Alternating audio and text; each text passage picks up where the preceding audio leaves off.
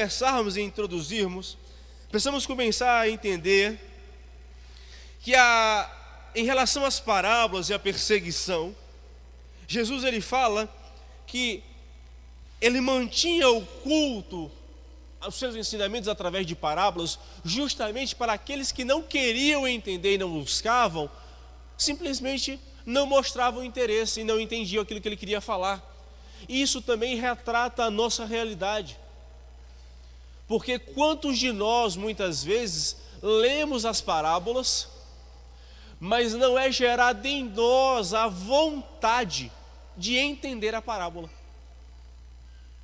Jesus ele fala, eu falo por parábolas, e eu uso a estratégia das parábolas, porque aqueles que querem entender, me buscam.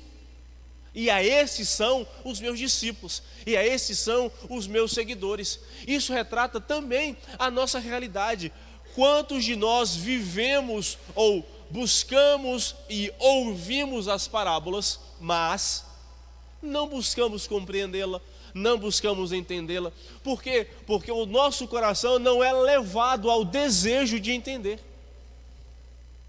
Nós lemos, ouvimos, o pastor até fala e ok. Nós não buscamos mais compreender, nós não buscamos mais entender, porque não é gerada em nós essa vontade. Então, a mesma estratégia que Jesus usou para separar aqueles que queriam segui-lo e entender as suas boas novas, entender os seus ensinamentos, e aqueles que simplesmente eram curiosos da sua fala, ele separava através disso aqueles que buscavam e não buscavam. Isso retrata, por exemplo, a nossa realidade. Aqueles que são simplesmente multidão, e aqueles que querem viver um pouco mais diante dele, buscando a sua face, buscando a sua palavra, buscando a compreensão dos seus ensinamentos. É ou não é a nossa realidade? É por isso que a nossa insistência aqui é sermos como a igreja de Bereia, que busca entender, que busca compreender, e quando chega em casa, compara aquilo que ouviu daquilo que está escrito. E se for diferente do que está escrito, é anátema. Então, a nossa realidade hoje não é buscar compreender aquilo que foi falado através da Bíblia, mas é se agradou os meus ouvidos, se agradou o meu coração, se massageou, eu aceito a semente, eu aceito a semeadura. E aí nos assustamos quando a semeadura não frutifica. Dizemos e falamos, mas esquecemos de olhar para o nosso próprio coração, ao qual a terra foi semeada. E aí, Jesus, só por informação, Mateus aqui ele tem 5 parábolas que são exclusivas do seu livro, que é a parábola do joio, do tesouro escondido, a pérola de grande valor, a rede e o tesouro novo e o tesouro velho. Então, no primeiro ponto, retratando agora Mateus capítulo 12, nós abordamos sobre a oposição e também sobre a família de Jesus. Desculpa aqui a voz afônica, é porque lá em casa tem quase 15 dias que a gripe pegou Arthur, e aí não satisfeita pegou a Gabriela, e não satisfeito estava correndo bastante, e me alcançou 2 dias, mas eu corri dela, graças a Deus, mas um pouquinho de consequência ficou aqui. Mas vamos lá, em Mateus capítulo 12, versículo 11, retratando sobre o sábado, fala, aos que lhe respondeu, qual dentre vós será o homem que, tendo uma ovelha, e num sábado esta cair numa cova, não fará todo o esforço tirando-a dali? O que Jesus estava fazendo naquele contexto dos fariseus, é que eles estavam reclamando que Jesus ele estava operando milagres no sábado. E aí a lei do sábado diz que no sábado não se poderia fazer nada. A religião, a lei, dizia que no sábado não se... No sábado não poderia fazer nada. Ou seja, hoje não vai dar para pregar de noite também não. Eu estou aqui pensando na resposta que eu vou dar ao nosso pastor depois daqui. Aqui a conversa entre eles é que Jesus estava operando milagres no sábado. E isso não deveria ser feito porque nenhuma ação, e a lei do sábado era tão restrita e tão limitada que no sábado não se poderia fazer a ação da escolha. No sábado eu não poderei escolher entre uma coisa e outra. A lei do sábado não é somente não trabalhar. A lei do sábado não é somente como alguns vivem, que no sábado eu vou somente adorar a Deus. Não, a lei do sábado era tão limitada que no sábado eu não poderia ter direito de escolha. Eu não poderia escolher. Então, é literal. Se no nosso país hoje a gente come feijão e arroz, não podemos escolher se a gente vai querer feijão ou arroz. A gente tem que querer aceitar a realidade do nosso dia. Não tem comida, não tem comida. É a realidade do nosso dia em exercício completo a adoração. Então os fariseus estão dizendo assim: o Senhor não é permitido em curar no sábado. Aí Jesus fala assim: mas se fossem vocês, se a ovelha de vocês, se o rebanho de vocês caísse no buraco, vocês não iriam se esforçar para tirar ela dali? Aquilo que alimenta vocês, aquilo que é o vosso sustento, aquilo que é a vossa produção, vocês não se esforçariam para tirar ela dali, porque vale mais ela viva do que morta na cova? Então vocês estão dizendo que os milagres que eu tenho feito não são mais importantes do que a ovelha que vocês têm? E aí Jesus está dando uma resposta para a nossa religiosidade. Por quê? Porque era uma religiosidade egoísta. É uma religiosidade onde, se for necessário, eu me importo mais com aquilo que é meu. Se for necessário eu quebrar regras, eu quebrar mandamentos, eu atravessar os limites para cumprir aquilo que me agrada, mas se não tocar a minha vida, se não for bem oportuno para mim, não vale a pena e está em pecado, está errado, está descumprindo, é desobediência. E Jesus está retratando justamente uma religiosidade egoísta, uma fidelidade a si mesmo. Ou seja, é uma visão espiritual conveniente. É conveniente a vocês descumprir o sábado quando o que vocês querem está em perigo.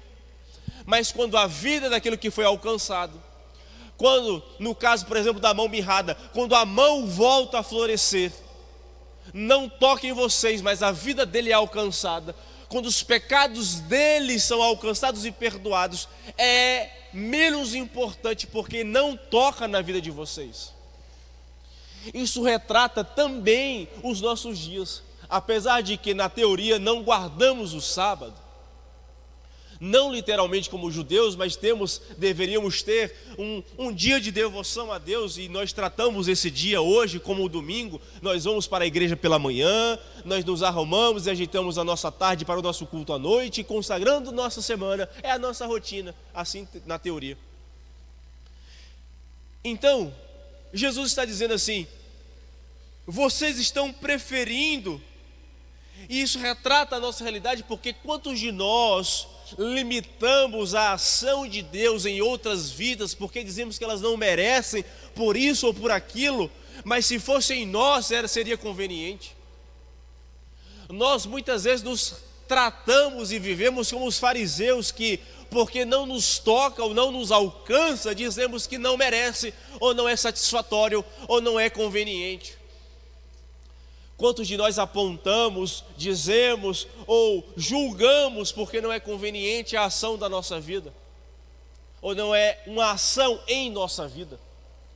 Assim, dessa maneira, é a ação de Jesus, quando ele fala que a lição diz que Cristo admoestou os fariseus porque eles salvavam em dia de sábado a ovelha que caísse numa cova, mas o atacavam quando curavam e faziam bem às pessoas. O Senhor condenou a falsa piedade dos fariseus, pois não se preocupavam. Ou seja, eles se diziam adoradores de Deus, de Jeová, mas não compreendiam o valor de uma alma salva, e sim o valor de um bem material. É justamente o retrato da nossa igreja nos dias de hoje. Nós valorizamos mais o bem, mais as coisas, do que necessariamente a salvação e os milagres. É só nós vermos, por exemplo, rapidinho, o milagre de um bem ou a nossa reação a uma alma salva na igreja?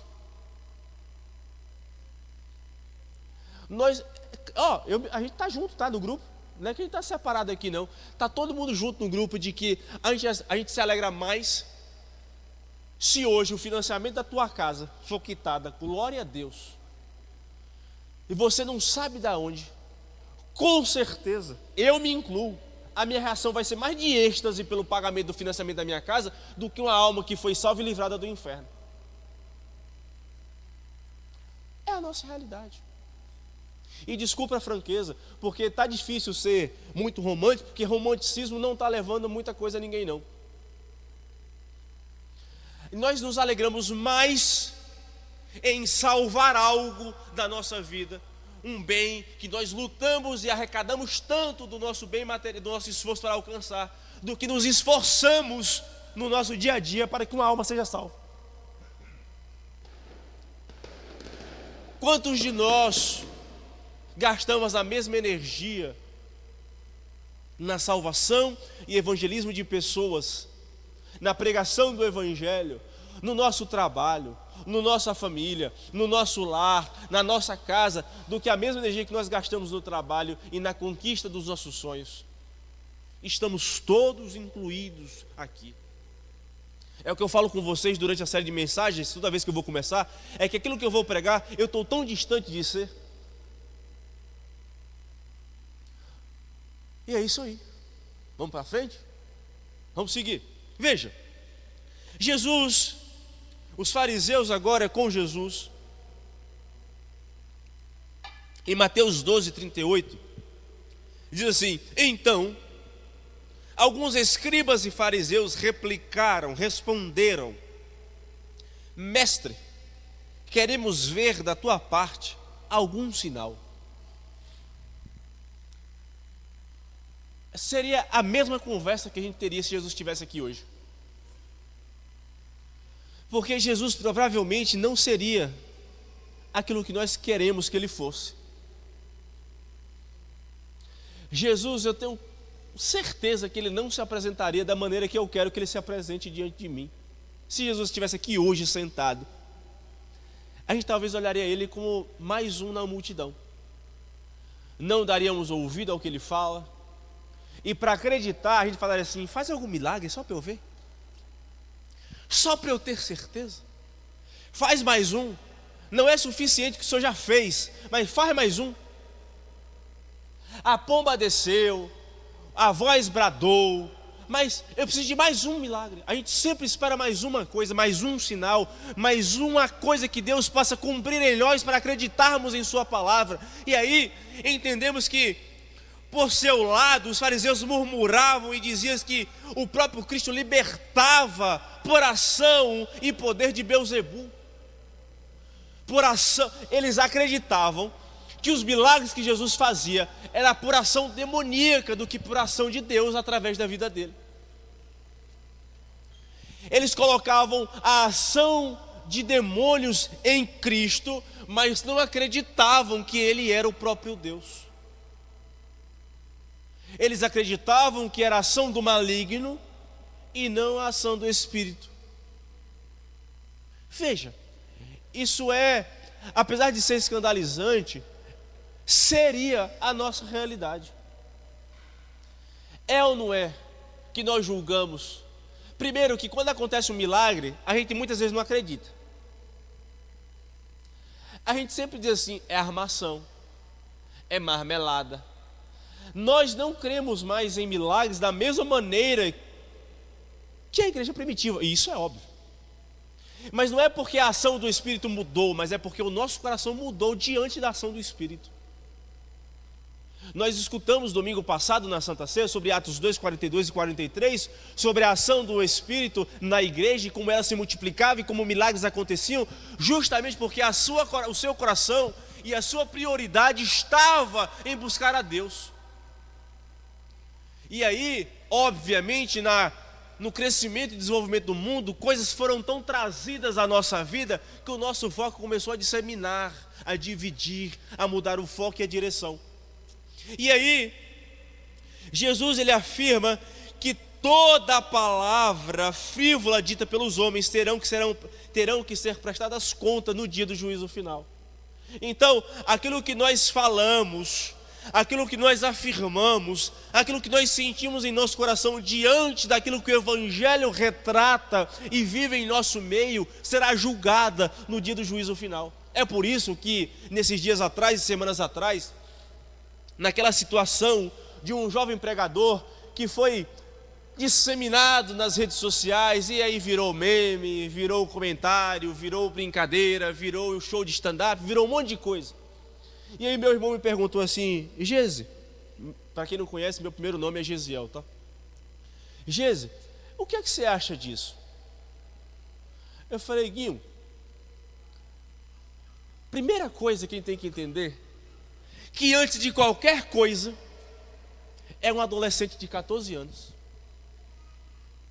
É uma alma, é um ser, é um adolescente da tua idade, que não tem noção nenhuma, porque eu com 14 anos não tinha noção nenhuma, do que é a vida, do que é o futuro, do que é o Evangelho em sua firmeza, de que é uma alma que pode estar sofrendo, que é uma alma que pode estar sendo ludibriada, manipulada, não sei, a gente não sabe, e estamos julgando, fundamentando e declarando uma sentença sobre alguém que a gente não conhece a pessoa, o íntimo, a alma, a convivência, a família, quem está ao redor, a influência benigna ou maligna. A gente não sabe de nada, mas estamos sentenciando algo sobre ele. E eu tenho certeza que eu não gostaria, como seu irmão, que fizessem isso contigo, porque tu só tem 14 anos. Mas temos uma nação inteira sentenciando uma alma que a gente não sabe se será restaurada, suportada, protegida ou deixada de lado, porque nós estamos usufruindo da nossa língua de maneira leviana, e nós prestaremos conta diante de Deus do que falamos, tanto quanto Ele, tanto quanto nós. Então devemos ter cuidado, e apesar de ser algo tão elementar, deixa eu só lembrar o texto bíblico, é lá em Tiago. É algo tão elementar falar disso que parece até brincadeira às vezes, mas uma característica do cristão deveria ser simplesmente conseguir guardar a língua.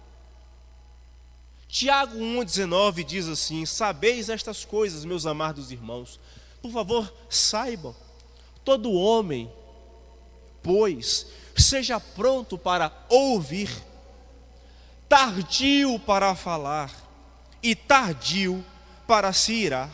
Ou seja, escute, esteja sempre apto para escutar, mas guarda a língua e fala somente quando for necessário.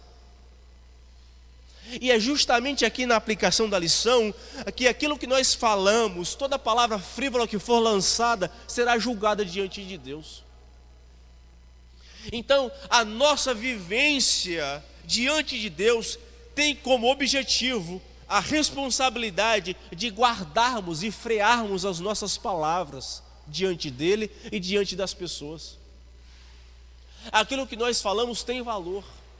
Aquilo que você fala à sua esposa, ao seu marido, aos seus filhos, à sua família, na igreja, com a sua família, com os seus colegas, com as pessoas que você não gosta, tem valor. Pode não ter valor para você, pode não ter valor para quem escuta, mas para Deus toda palavra será julgada no dia do juízo final. Eu falei com o pastor Zé que aquele texto de Hebreus que nós lemos aqui uma certa feita, sobre Moisés, que viveu uma vida como aquele a quem vê, aquele que é invisível, mudou meu sentido de vida. Tem mudado, na verdade, em transformação, em crescimento e desenvolvimento, porque você começa a fazer coisas e deixar de fazer coisas, você assim, se o escritor aos Hebreus estiver certo, e Moisés realmente viveu daquele jeito, e isso for verdade, e o que eu prego for verdade, Deus está aqui do meu lado, e eu vou viver como a quem eu vejo o invisível, eu não vou fazer, eu não vou falar. Por quê? Porque se eu não faço diante de Deus, como posso eu fazer sozinho? Veja, você começa a conceituar os seus atos, as suas palavras, até onde você vai, até onde você fala, com quem você anda. Você passa talvez até a andar mais sozinho, porque o estilo de vida daquela pessoa, não é que Deus não ama aquela alma, mas o estilo de vida e a ação daquela pessoa não condiz com aquilo que eu queria fazer diante de Deus. Então eu vou me reservar a estar só se for necessário. Por quê? Porque começamos a ter noção daquilo que nós seremos julgados diante de Deus no dia do juízo final. E aí, Jesus ele fala aos fariseus que será como nos dias de Jonas, que precisavam se arrepender, como os ninivitas se arrependeram diante da pregação. Ou seja, Jesus estava dizendo que assim como nos dias de Nínive, não foi que aconteceu grandes milagres, não foi que pessoas voltaram à vida, ossos voltaram a viver, que coisas surgiram da terra, que o mar se abriu. Não, nos dias de Nínive, assim como o profeta Jonas, aconteceu foi que eles se converteram porque creram na pregação. Então, assim como assim também será hoje nas palavras de Cristo, assim será até o dia da minha vinda. Não é por milagre, não é por mar abriu, não é porque alguém disse que, é porque simplesmente é necessário a crença, a fé, a consolidação na pregação do Evangelho de Cristo. E a esses que creram, a esses serão salvos. Após isso, é uma vida de consequências da vida cristã. Uma vida de fé, uma vida de bênçãos, uma vida de perseguição, uma vida de milagres, mas tudo isso baseado em uma vida que se consolidou, porque creu na pregação do Evangelho. Então não cabe a nós pedir mais um sinal. Não cabe a nós pedir mais um milagre, porque o grande milagre já foi feito, que foi a crucificação de Cristo, a ressurreição de Cristo e a oportunidade de que aquele que nele crê não pereça, mas tenha a vida eterna. E essa é a pregação do Evangelho. Quem não creu, sinto muito. Quem crê, um dia de cada vez até que Jesus volte. Simplesmente. Assim como nos dias de Nínive, assim é hoje a pregação do Evangelho. Assim é também em nossos dias. Porque nós buscamos milagres, buscamos profetas, buscamos aqueles que botam a mão e ressuscitam. E aí, um grande líder da nossa nação perdeu um ente querido. Há X tempo atrás, obviamente isso nem todo mundo sabe, mas os que estão próximos, os que estão no meio, os que estão ali aproximadamente, acabam sabendo, ouvindo, fazendo parte.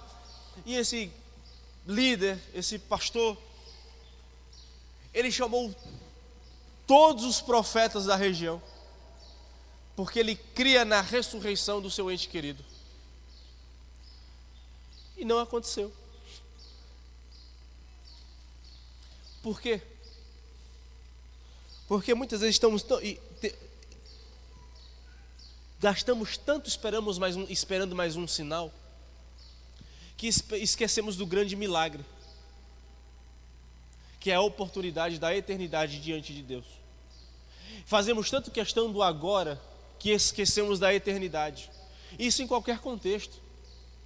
É o prazer momentâneo, é o milagre momentâneo, é mais um sinal, é mais uma oportunidade, é mais uma chance, que esquecemos o valor da eternidade diante de Deus. Veja, obrigado, meu Mirama. Assim é também os nossos dias. Porque os fariseus não acreditavam que os milagres de Jesus provinham de Deus, como citamos, acreditavam que eram de Beelzebu. Portanto, não lhe adiantaria sinal algum. Ou seja, tudo provém do nosso coração. Não adiantaria mais um sinal, não adiantaria mais um milagre se o nosso coração não estiver disposto a acreditar que Deus é em nossa vida. Seguindo,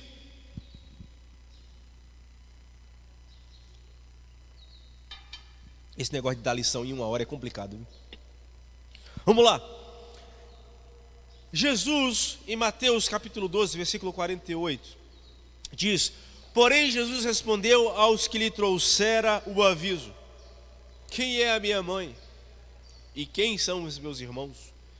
Em Mateus 12, 43 e 45, o Senhor ensinava sobre a estratégia do inimigo para destruir o ser humano. O adversário, o maligno, ele procura corações vazios.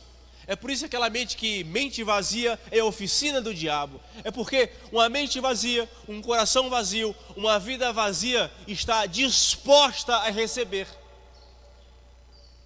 o espírito maligno, pela ignorância e pela falta.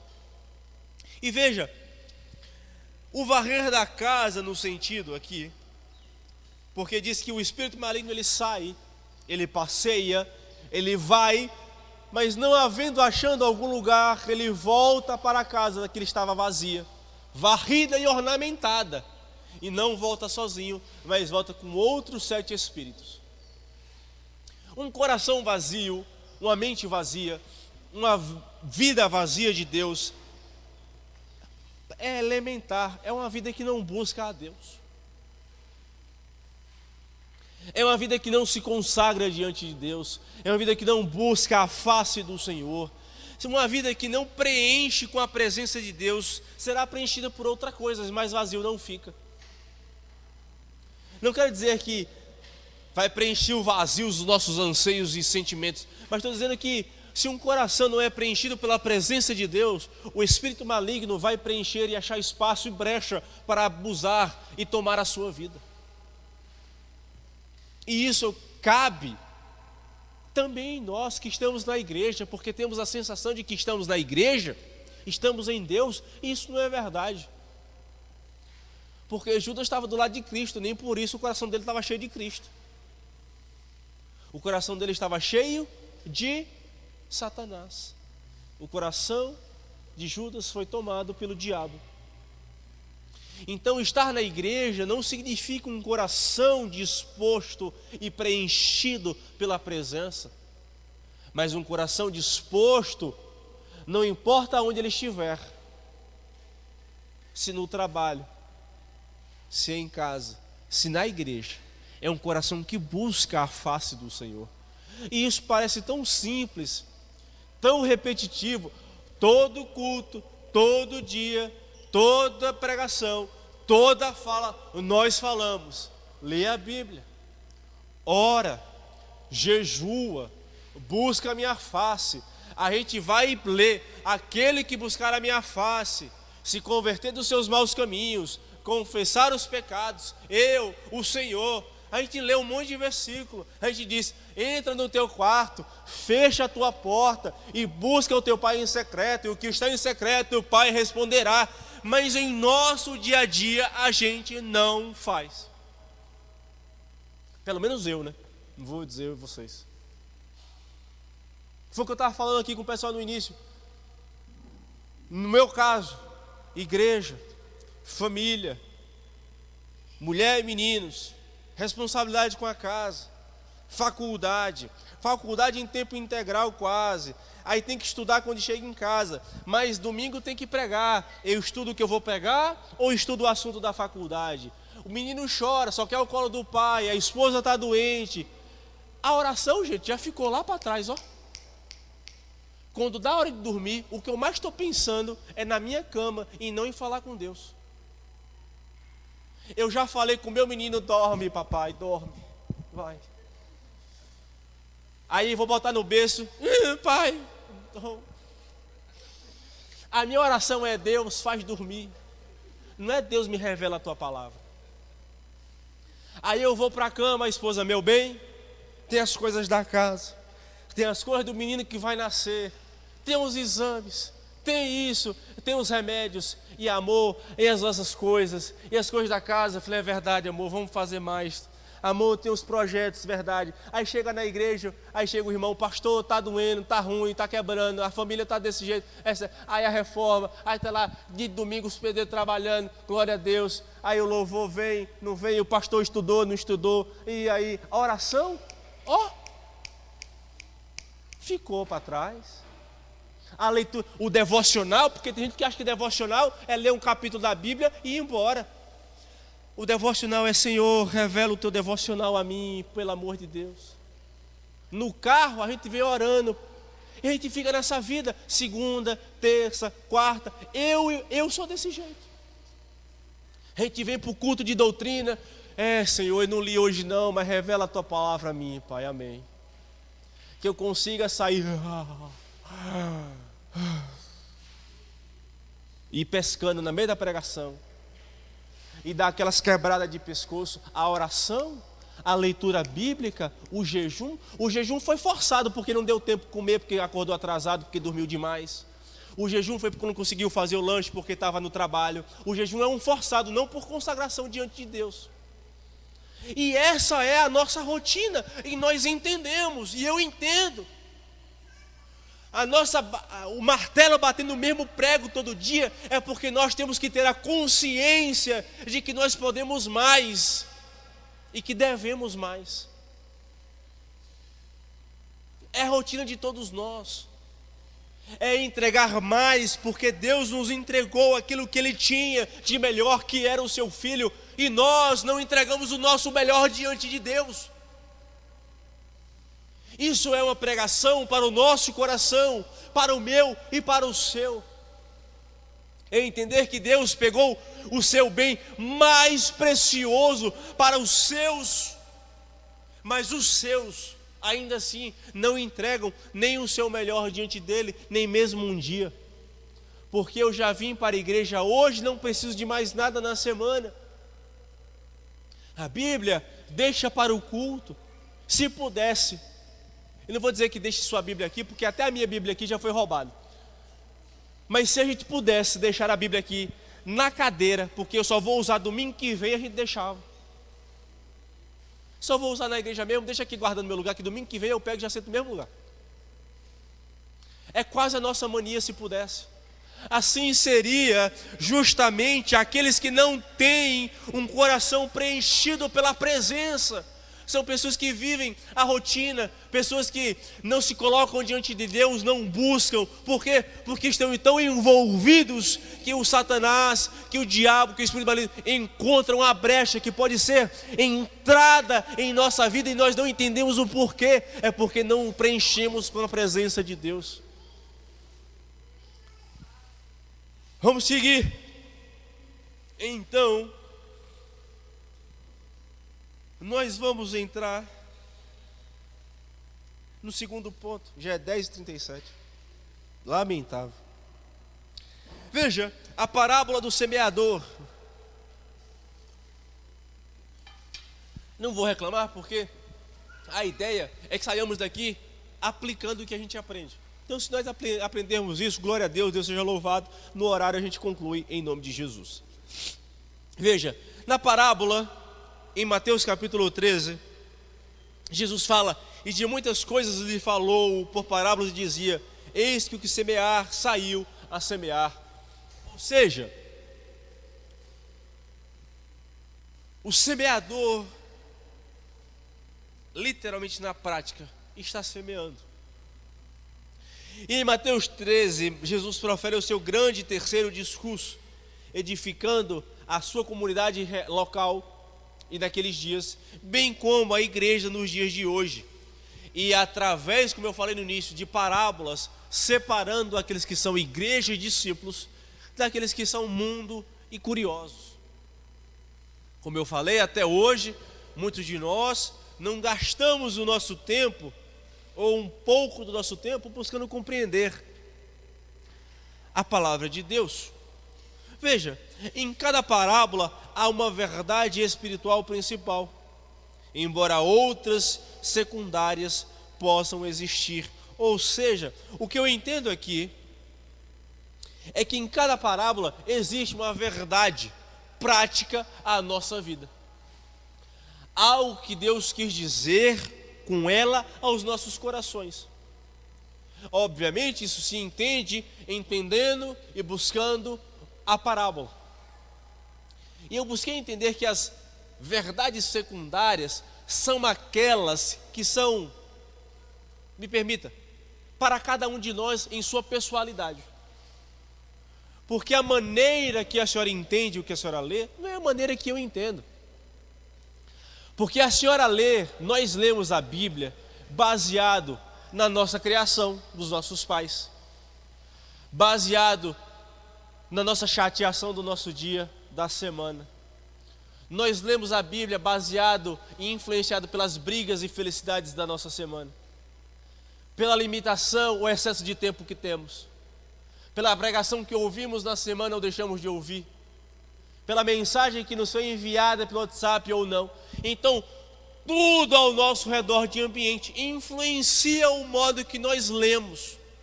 Se eu sou alguém que gasta o tempo diante de Deus procurando a sua face, a maneira que a palavra vai ser revelada a mim é diferente daquele que abre a Bíblia uma vez no ano, na virada do ano. Ou seja, existem verdades secundárias que são reveladas a nós de maneira diferente de um para o outro. E aí que está justamente a edificação da igreja. Porque a maneira que o Jonathan entende, em uma conversa informal que eu tenho com ele, ele fala, cara, eu vi isso aqui na Bíblia, entendi isso aqui, o que é que tu acha? Véi, eu achei isso aqui, entendi isso, e agora a gente começa a se edificar um com o outro, como o ferro afia o ferro. É por isso que não existe desigrejado, porque desigrejado não se afia um com o outro, a não ser que sejam dois desigrejados se desigrejando cada vez mais. Porque a nossa convivência na igreja, a nossa convivência em nossos lares com a comunhão dos santos, partilhando o pão, partilhando da comunhão, partilhando das orações, partilhando da doutrina, é justamente onde está a edificação e o crescimento da igreja. Naquele café que você toma com o seu vizinho cristão, naquele café que você toma com aquele seu vizinho que não é cristão, mas que tem interesse porque sabe a vida que você tem, aí a igreja começa a ser edificada, justamente pelo estudo e busca da palavra. É a compreensão que verdades surgem através dos ensinos de Cristo a nós.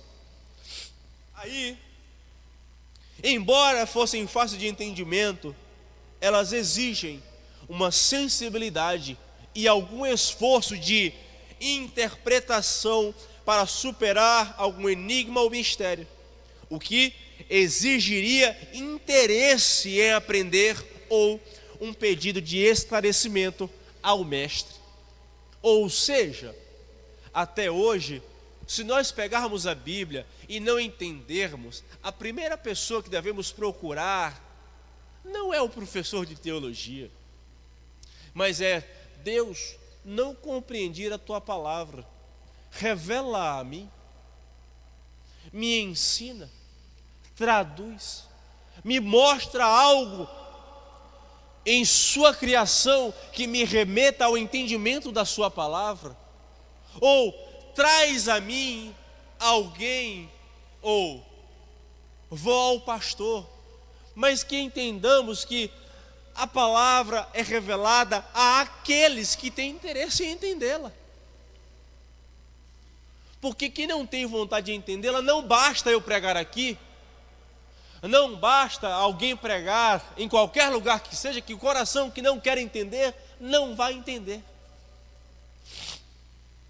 O mundano pode até pegar o texto bíblico, ler e pela interpretação de texto da língua portuguesa entender logicamente o que as palavras estão dizendo, mas a revelação espiritual, a aplicação espiritual e a transformação que a palavra age em nossa vida, o mundano não tem através da leitura.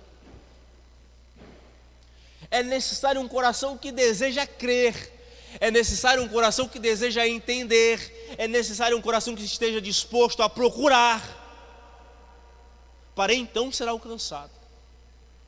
Não basta alguém explicar se o coração de quem está ouvindo não estiver aberto. Senão é perca de tempo. É por isso que em minha carnalidade, me permita falar assim com vocês, é que de vez em quando eu fico discutindo. Quem mais me escuta aqui, que aqui é pastor Zé, de quem está aqui hoje. Pastor Zé, não sei se vale a pena não. Sei não. Para que pregar? Primeiro porque nem eu consigo fazer tudo que eu prego. Segundo que a sensação de quem está pregando é que quem está embaixo está bem assim, ó. É o que ele está dizendo? Estou entendendo nada. É a sensação de vez em quando de quem prega, acredite. É tanto que quando eu prego, eu fico olhando às vezes para o paredão preto. Porque se eu for pregar baseado na reação, eu vou dizer assim, obrigado, boa noite, Deus abençoe e vamos para casa. Porque a minha carnalidade espera uma reação física. Mas eu não consigo ver uma reação do coração. Por isso, a gente faz igual aquele trabalho do passarinho, que está a floresta inteira pegando fogo. E o passarinho pega um grão de areia, vai lá no fogaréu, solta um grãozinho, volta, pega um grãozinho de areia e joga no incêndio. Volta, pega um grãozinho de areia. Por mais que o fogo não se apague, o passarinho está fazendo a parte dele. Meu coração não é entender o vosso coração, e o papel de vocês não é entender o meu coração, mas o nosso papel é fazer a nossa parte diante de Deus. E isso um dia de cada vez. Eu falei com meu pai, pai, me diz um motivo para eu ser pastor. Não me diz 3 não, 2, não, só quero um. Foi anos atrás, uma revolta aí que a gente tem, aquela revolta da juventude. Me diz um motivo. Eu fiquei assim, pai, eu lhe dou 3 pelo menos porque eu não quero ser, eu só quero um. 3 para 1. Eu estou lhe dando uma chance contra 3 que eu tenho. Fiquei, pai, eu não quero ser e ter a vida que o senhor tem. Todo ano o senhor toca a campainha do céu e o anjo não está lá para lhe receber. Aí o senhor volta. Mas no dia que o anjo estiver, o senhor não volta. Sua cabeça, seu coração, suas mágoas, eu não quero isso. Eu não quero que Gabriela viva o que sua esposa tem. E eu não quero que os meus filhos tenham o que eu tenho. Ele é simples, lhe dou um motivo. O quê? Deitar a cabeça no travesseiro com a tranquilidade de fazer o que Deus queria que você fizesse. Eu falei, não, sem esse argumento, por favor. Porque a certeza que nós temos em nosso coração quando nós fazemos a vontade de Deus, ela supre e supera qualquer necessidade que tenhamos. Porque ela começa a abarcar a nossa vida de maneira que você entende que tudo vale a pena. O sofrimento vale a pena. Padecer vale a pena. Se alegrar vale a pena. Se entristecer porque outro foi alcançado vale a pena. Você ser perseguido, como as bem-aventuranças diz que seremos, vale a pena. Por quê? Porque nós seremos alcançados. Então vale a pena. E aí, justamente aqui o método de parábolas. Por quê? Porque é para aqueles que são separados de que buscam a Deus e aqueles que não buscam. Isso também inclui aqueles que estão na igreja. Veja, a parábola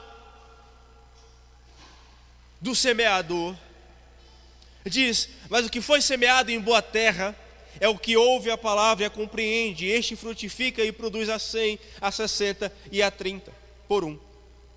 Veja, de maneira autoexplicativa, Jesus já explicou a sua parábola. Aquele que foi semeado no caminho é o coração duro, é o coração fechado que não está disposto a receber o evangelho, não está disposto a receber as boas novas, não está disposto a viver uma vida diante de Deus, ponto. Eu lembro que eu estava evangelizando uma vez, quando eu morava nos Estados Unidos, e lá o evangelismo da minha turma na época foi ir para uma rua de bares, prostíbulos, tudo. E o povo está no meio da rua, né?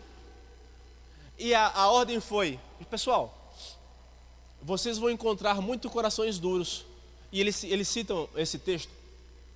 Não se assustem e não se ofendam, porque a semente que foi semeada não são vocês e não é vocês. Que essa pessoa não quiser receber, não é vocês que tem que resolver. E eu lembro que a gente recebeu baforado na cara de cigarro, e não acredito. Ou então você falava, Jesus te ama, e passava direto. E você começa a perceber na aplicação o coração duro. E aí eu estava vendo essa semana nas redes sociais, e rede social é ruim por isso, mas um empreendimento onde alguém falou assim, finalmente, porque é tão ruim conviver com crente, que cada crente devia ter seu canto.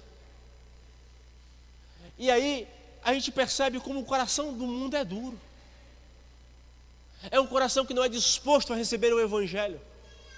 Não cabe a nós invadir o coração, porque se nem o Espírito Santo é mal educado a ponto de arrombar o coração, quanto mais eu e você. Nosso papel é simplesmente sermos dispenseiros, pregar o Evangelho, apresentar as boas novas e esperar que a frutificação seja feita ou não. O coração, ou a semente que se joga em solo rochoso, até frutifica, mas ela não tem uma certeza em si mesma naquilo que ela acredita. Quantos de nós conhecemos pessoas que na empolgação levanta a mão porque foi emocionado pela palavra, pelo louvor que tocou na frequência certa, me fez derramar 2 lágrimas e eu disse assim, Deus está me salvando, e simplesmente era pura emoção. Não teve que nem virar o dia, foi só quando chegou em casa mesmo que esqueceu da salvação que disse que fez. Porque, vamos lá, é só você baixar meia luz, deixar aquela frequência certa, colocar a ponta de iluminação no lugar correto, coloca o pé de aí começa aquela agonia de começa a fazer uma frequência de som, de música, o que se é explicado cientificamente pela neurociência, e tu começa a chorar, eu e tu, entra em prantos. E se falar, Pai, meu Pai, aí aqueles que não têm pai ficam, meu pai, e os que têm pai ficam, meu pai, e se converte pela emoção, mas não pela produção da palavra e transformação do Evangelho no coração. Isso é o coração rochoso, que não tem firmeza em si mesmo a ponto de estar firme. Mas não basta aparecer um sol que queima a raiz. Não basta soprar um vento que a casa cai porque está na areia.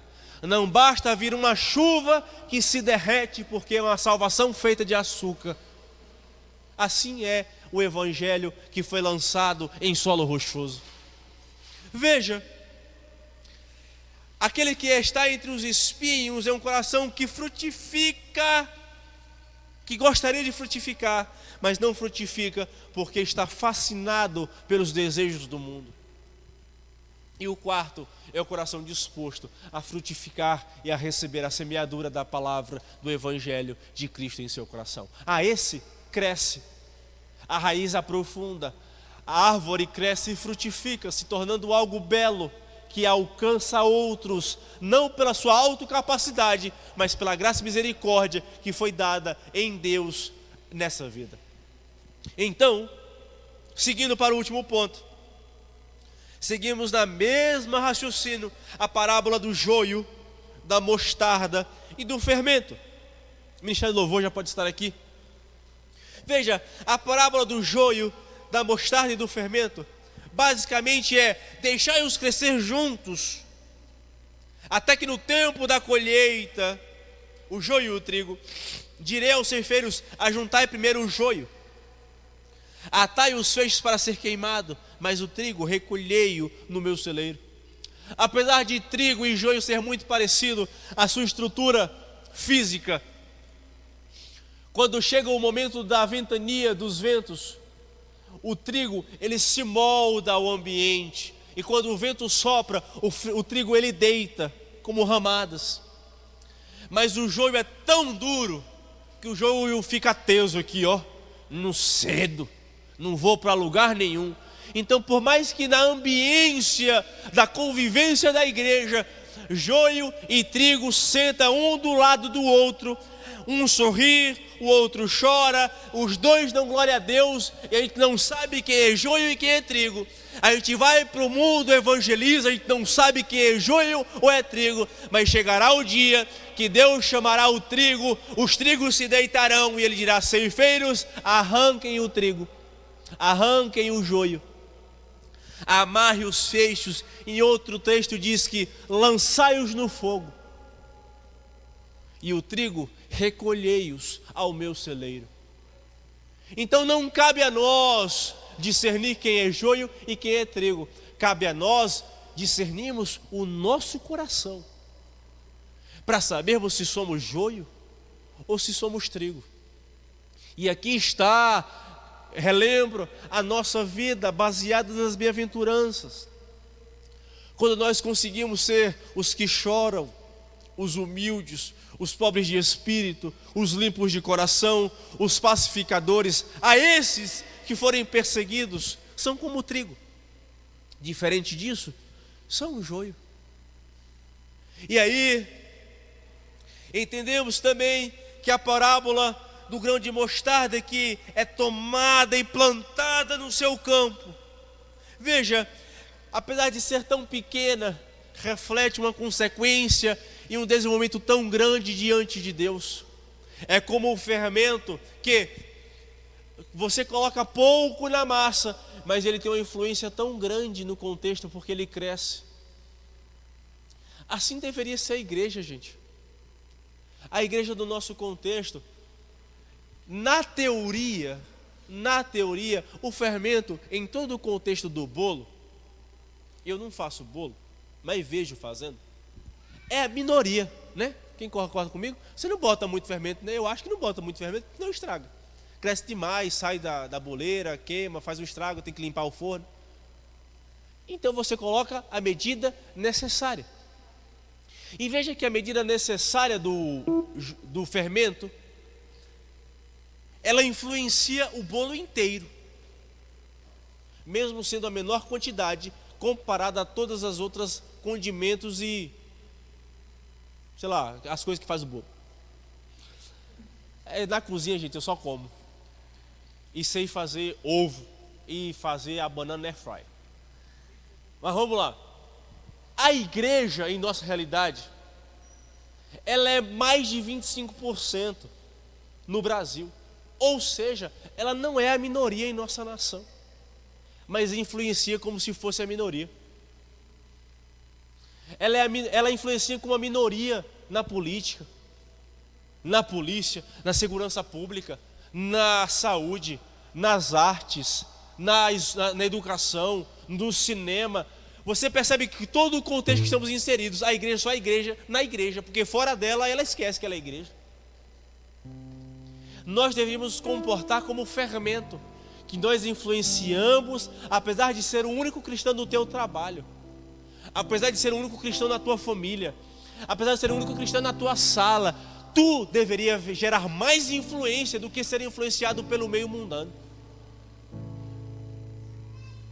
Lá na sala agora da faculdade está com a mania: ô pastor, vem cá que eu vou jurar diante de tu, porque tu tem moral com Deus. Eu falei: vai nessa, vai jurar tuas coisas diante de mim, com o teu amigo, com tua mulher, com teu marido, diante de mim, jura diante de Deus. Mas você percebe que, não pastor, tu é pastor. Eu falei: não, eu sou cristão. Pastor é atividade dentro da vida cristã. Eu sou cristão. Se você quiser meu conselho é porque eu sou cristão, porque eu tenho uma vida cristã. Porque tem um monte de pastor aí que pode jogar fora. Mas a nossa vida deve ser uma influência cristã, não pelo nosso título que nós exercemos na igreja, não porque somos diáconos, não porque sou presbítero, não porque sou evangelista, não porque eu sou pastor, não porque eu sou bispo, apóstolo, semideus, lá que seja o seu título, mas porque sou simplesmente discípulo de Cristo. E como discípulo de Cristo, eu influencio como fermento aonde eu estiver. Assim deve ser a nossa vida cristã. E aí, é como o tesouro escondido e a pérola, que significa que o texto diz: o reino dos céus é semelhante a um tesouro oculto no campo, o qual certo homem, tendo achado, escondeu. E transbordante de alegria vai, vende tudo o que tem e compra aquele campo. Basicamente, o que Jesus está dizendo através dessa parábola é que o tesouro do Evangelho, o tesouro da salvação, ele é tão importante, ele vale tanto, que vale tudo da nossa vida. O que o texto está dizendo é que o tesouro da salvação, ele é tão único e impossível sem Deus, que é melhor que eu venda tudo e tenha esse tesouro, do que eu abrir mão do tesouro para ter tudo. Ele não está dizendo que as coisas não têm valor. Ele não está desmerecendo o que nós temos em nossa vida. O que ele está dizendo é que mais importante é o tesouro da eternidade diante dele, do Evangelho, das boas novas, que se for necessário, ou vale tanto que tudo não vale nada. É o que Paulo fala, quando tudo é dejeto comparado à salvação em Cristo. Nada vale do meu conhecimento, nada vale dos meus títulos, nada vale a minha autoridade terrena, nada vale o tempo que eu gastei conquistando, se eu perder aquilo que eu tenho de mais importante, que foi a salvação dada a mim no sacrifício de Cristo Jesus.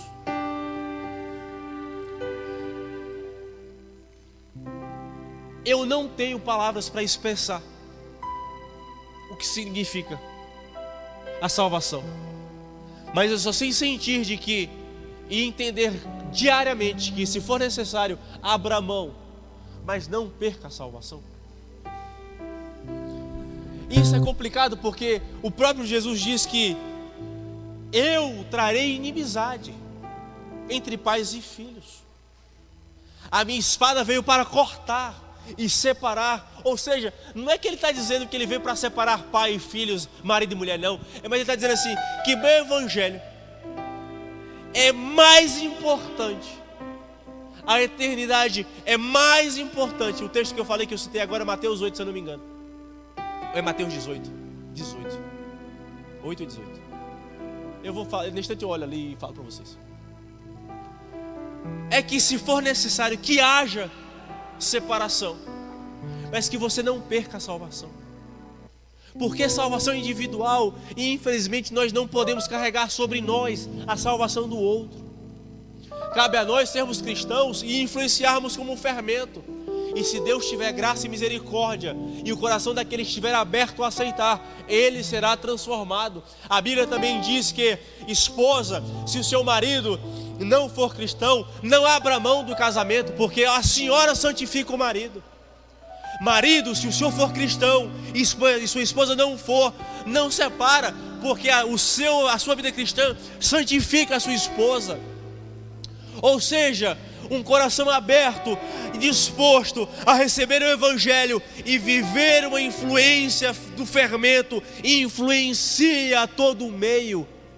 Mas um coração que quer frutificar, mas está disposto a viver uma vida limitada, uma cristandade, um cristianismo limitado somente a mim, mas que não alcança a minha família, não alcança os meus filhos, não alcança o meu trabalho, não alcança a minha escola, não é um cristianismo prático, mas somente teórico, que parece bonito, mas na prática eu não vivo uma vida cristã.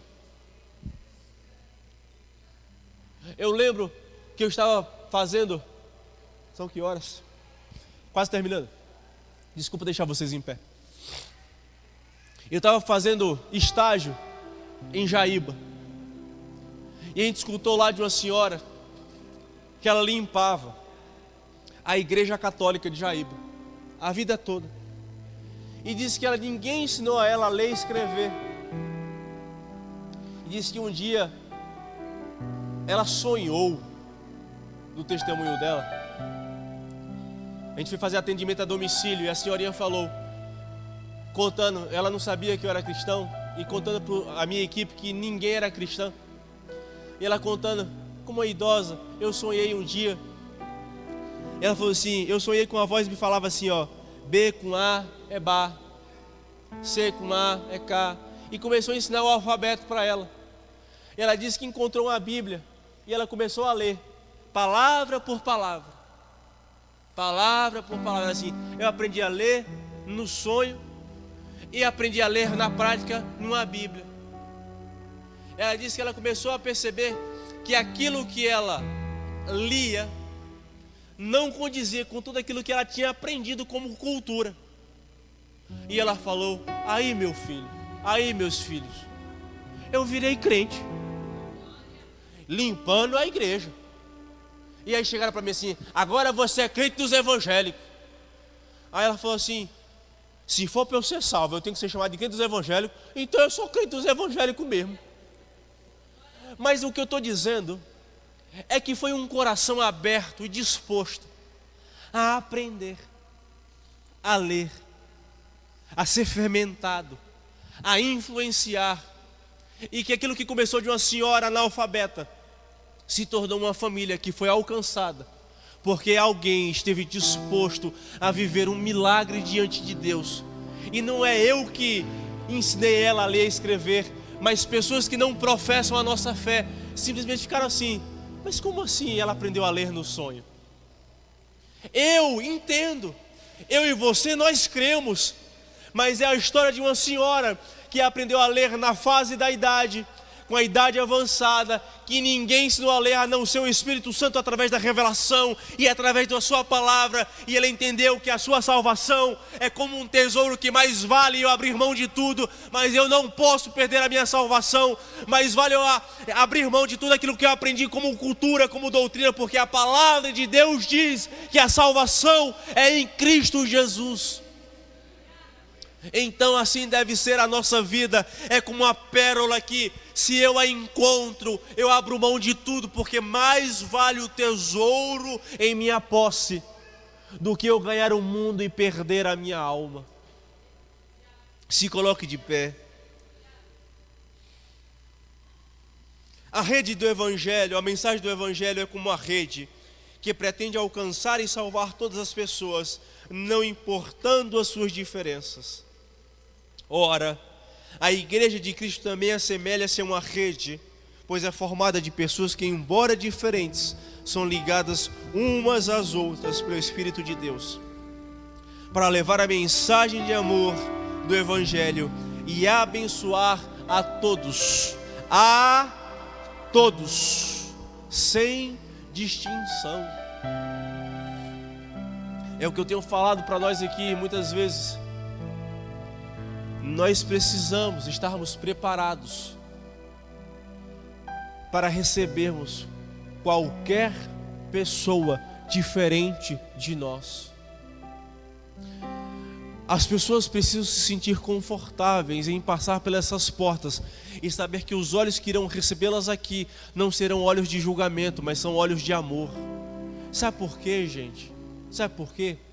Porque aqui na igreja tem pessoas que eram viciadas em drogas, pessoas que eram alcoólatras, pessoas que se prostituíam, pessoas que viviam simplesmente na jogatina, pessoas que eram viciadas, pessoas que eram perdidas, pessoas que não têm pai, que não têm mãe, que é órfão, que era briguento, que já foi preso. Enfim, aqui existem pessoas que existe um passado que ninguém gosta de colocar no outdoor. Ninguém tem um passado santo e é santo até hoje, porque se fosse já teria sido arrebatado como Elias foi.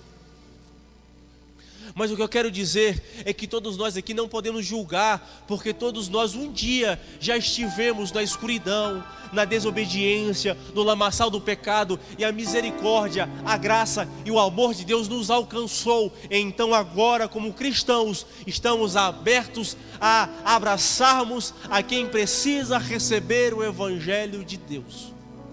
Portanto, os nossos olhos não devem ser olhos de julgamento, pelo amor de Deus, mas olhos de amor, de graça e misericórdia a todos que entrar aqui, ou que quando nós estivermos nas ruas, possam receber isso de nós, amor, graça e misericórdia, porque nós recebemos isso diariamente do nosso Deus. Amém? Curve sua cabeça, vamos orar. Senhor Deus, Pai que estás nos céus, em Tua, Senhor, presença estamos para Te agradecer, Te louvar e agradecer, Pai. Declarar que Tu és o nosso Deus e o nosso Senhor.